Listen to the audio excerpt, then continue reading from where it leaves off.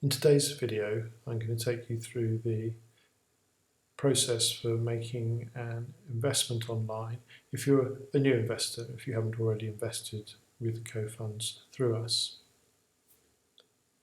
Before we start, you would need to have your national insurance number and a debit card in order to complete the investment, and I'll just take you through this process now. I know that can sometimes be daunting, and I just wanted to show you that it's pretty straightforward. So if we go to the online investing tab and click invest online, then we need to select the new investors link, which we do here, and that in turn opens up the CoFunds microsite and the start of the buy process. So I'm going to take you through step by step. I won't complete the whole process because I'm not actually making an investment, but I'll take you through all of the main screens up to the actual payment screen, and you can see what information you need and what information is provided back to you. If there's any things that you need to look out for, I'll point those out as we go along. So if you start with by putting in some information here, I'm going to be the ubiquitous John Smith and put my date of birth in, 65. Now you do need to have a national insurance number. You should be able to find that on a pay slip or on your pension documentation or something like that. Should be fairly straightforward. If you have any difficulties with it, then do give us a call and we'll see if we can help. You do also need to be resident in the UK and you need to agree to that. Now, from an address point of view, you can just type in your postcode. I'm just going to type in postcode at the office here, and I'm going to pick our parent company, Atticus Holdings, and that'll pop their address in. Just need to put your email and confirm it. And a telephone number,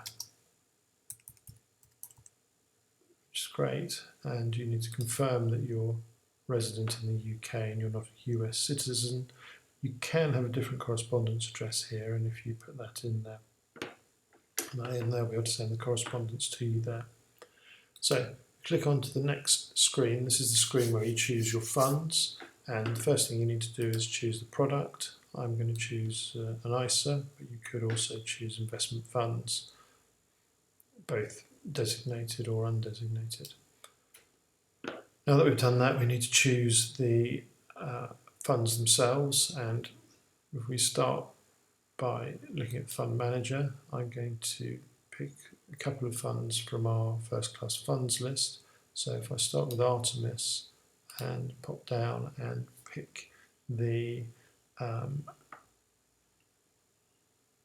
Global Income Fund, I'm going to choose the income units as it's an income fund.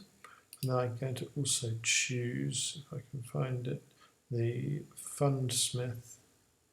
Here we go, Fundsmith. And the Fundsmith, I'm going to choose accumulation units in this case and add that to it. So I'm going to invest the total 15,240, which is the maximum for the current tax year and the new tax year as well. And the percentage of the total investment is going to be 50. If I'd wanted to, I could have chosen lump sum amounts. Now, fees and charges, they're split out between CoFunds, ourselves and the fund manager, and all of that information is included here. You've got your platform key information, terms and conditions of the platform, and the fees and charges schedule. You need to look at those, make sure you're happy with those, and if you are, you confirm that, and you can move on to the next screen. Here you choose your payment method. It's already selected debit card, which is what we're going to use here. If you've got money in your CoFunds cash account, which you've placed in there with a view to investing it, then you could use that. But for the purposes of this demonstration, we'll stick with debit card. Funding the charges. Charges will be taken from your CoFunds cash account. If you want to keep that account topped up, that's fine. If not, any shortfall will be taken from the investments to cover the charges. You have an option to either reinvest or receive income. I'm going to choose reinvest for now. which lets me go through to the next page, which really is just your declaration, which you need to read through and agree to.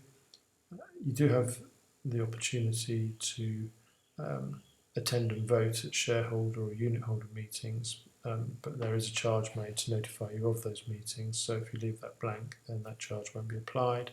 And if you're happy and you agree with the declaration, then click on Next, and that will give you a summary of the information that you've already put in. So you can check your name and address and your national insurance, etc. Check that you've got the right funds and the right amounts that you want invested, and you get another opportunity to look at the compliance documentation. If you're happy with all of that, then you can submit, and that will take you through to the debit card payment screen.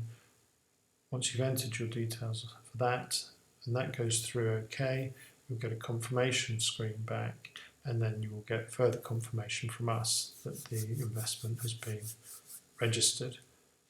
So I hope that's all useful. If you've got any questions, do get in touch with us. Otherwise, I'll see you next time on another tutorial. Thank you very much.